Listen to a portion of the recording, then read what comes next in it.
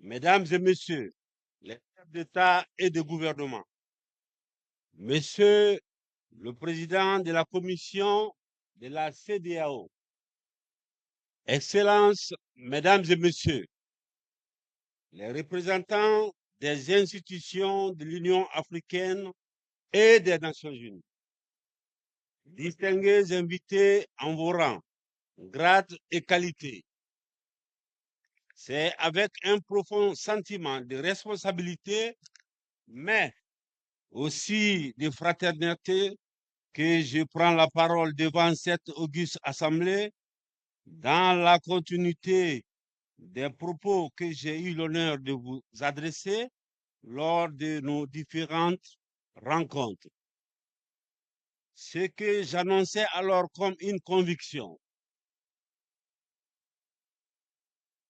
je le reformule aujourd'hui comme un appel, celui du réalisme au service du bien-être de nos peuples.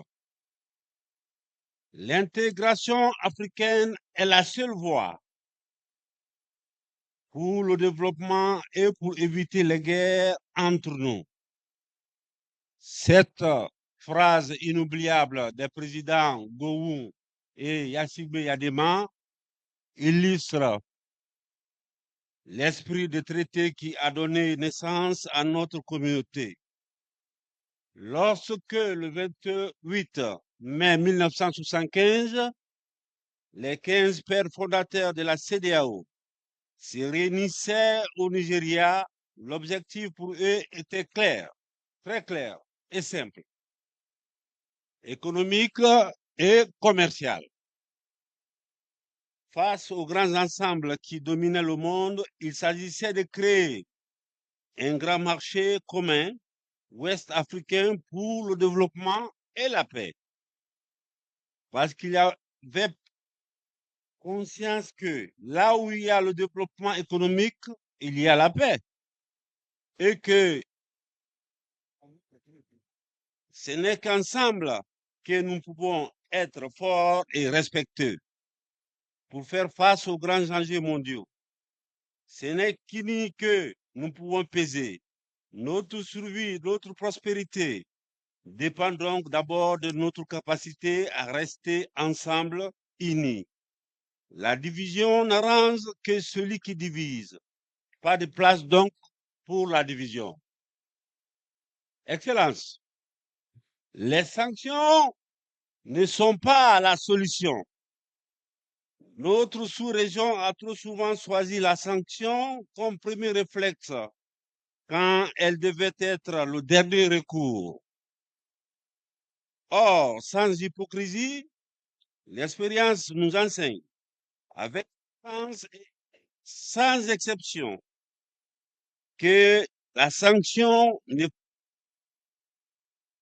les pouvoirs,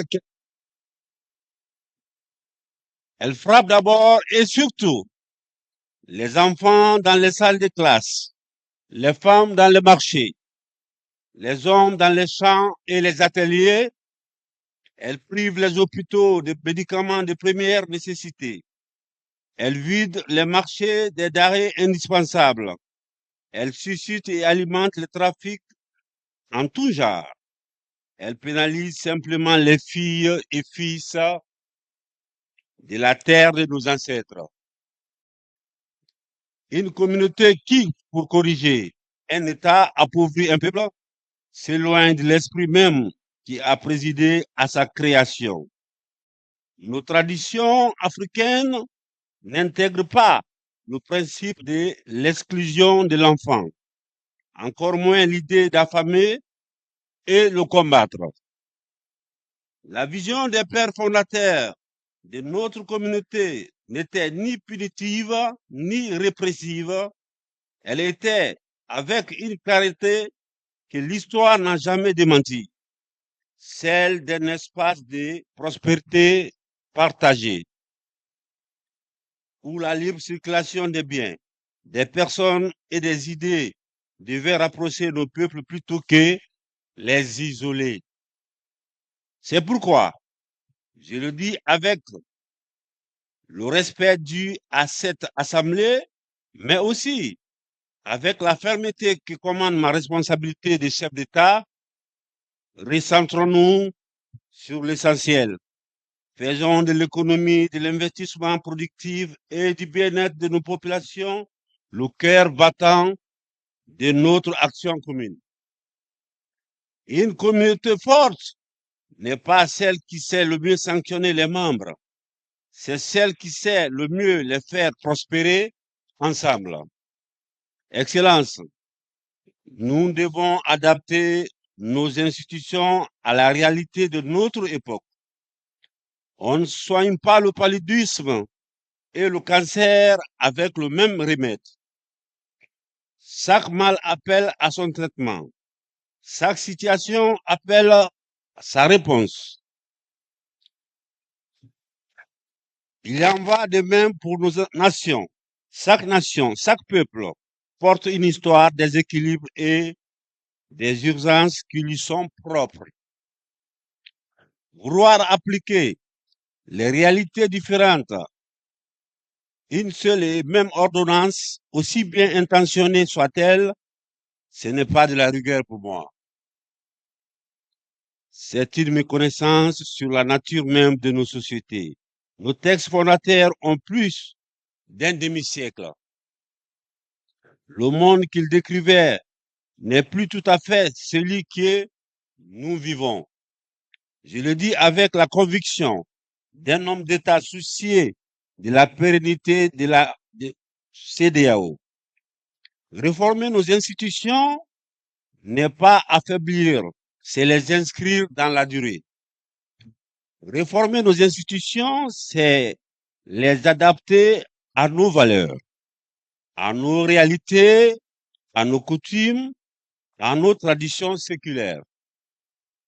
Réformer nos institutions, c'est prendre en compte nos réalités, nos spécificités. Si nous avons respecté la règle de l'intangibilité, des frontières héritées des accidents de l'histoire, nous ne devons peut-être pas oublier qu'elles n'effacent pas la réalité des obligations, les liens qui unissent toujours et à jamais le peuple. Les frontières artificielles héritées de la colonisation les ont certes séparés, mais nous ne pouvons prendre la responsabilité de les diviser davantage et plus grave, de les opposer, d'affamer les mêmes familles qui se trouvent de part et d'autre des frontières à s'affronter. Ça serait contraire à l'idée même qui a mené les pères fondateurs à créer cette communauté. Il nous faut des mécanismes qui distinguent la fermeté des principes de la rigidité des méthodes, qui reconnaissent la légitimité de chaque nation, déterminée jusqu'au dernier souffle, s'il le faut, à assurer le bien-être et la dignité de son peuple. C'est ça la boussole. C'est pourquoi, avec tout le respect que je dois à chacune et à chacun d'entre vous, je vous exhorte, Excellence, à un retour résolu aux fondamentaux, le développement pérenne et l'économie. Le peuple n'attend pas de nous que les communiqués. Il attend de l'eau, des routes, des usines, de l'énergie, des marchés ouverts, des emplois pour leur jeunesse. C'est à cette exigente et à cette exigente seule que l'histoire jugera notre génération de dirigeants. Je vous invite également avec la même sincérité à engager la refondation de notre modèle de gouvernance vers davantage de participation. Une gouvernance qui associe nos peuples, notre jeunesse, nos opérateurs économiques et notre société civile à la définition même de notre destin commun. Une communauté ne se décrète pas depuis les seules capitales. Elle se construit avec ceux qui la vivent chaque jour. Une communauté se construit avec tous les enfants sans exclusive, sans stigmatisation, sans injonction ni influence extérieure et sans exclusive. Le 28 mai 1975 à Lagos, il était 15 pères fondateurs à créer notre communauté qui, depuis plus d'un demi-siècle, nous réunit. 15 pères fondateurs, parmi lesquels 10 militaires et 5 civils. Donc, l'écrasante majorité des fondateurs étaient issus de l'armée.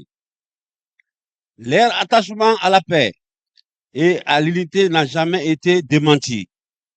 Les militaires sont une partie de nous.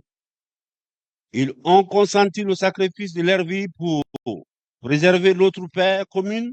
Leur uniforme ne saurait donc constituer leur, leur exclusion, de la vie et de la gestion de notre communauté. Ils ne sont ni plus ni moins que les enfants du peuple. Et notre Afrique, dans cette conception, ne constitue pas une exception. Excellence, la Guinée, fidèle à son histoire et à sa vocation panafricaine, se tient prêt à œuvrer aux côtés de chacun de ses pairs à la construction de cette communauté de prospérité partagée que nos devanciers ont rêvé pour nous. Ce n'est pas en nous divisant par la sanction que nous honorerons leur mémoire. C'est en bâtissant ensemble, par le travail, la solidarité et la justice, l'Afrique de l'Ouest, forte, souveraine et prospère, à laquelle nos peuples ont droit. Avons-nous d'ailleurs vraiment le pouvoir de les diviser? Je ne pense pas. Eux qui, au fil des siècles, malgré les frontières artificielles, sont restés unis à travers leurs échanges, leurs rites, leurs mouvements et leur commerce. Je vous remercie de votre bienveillante attention.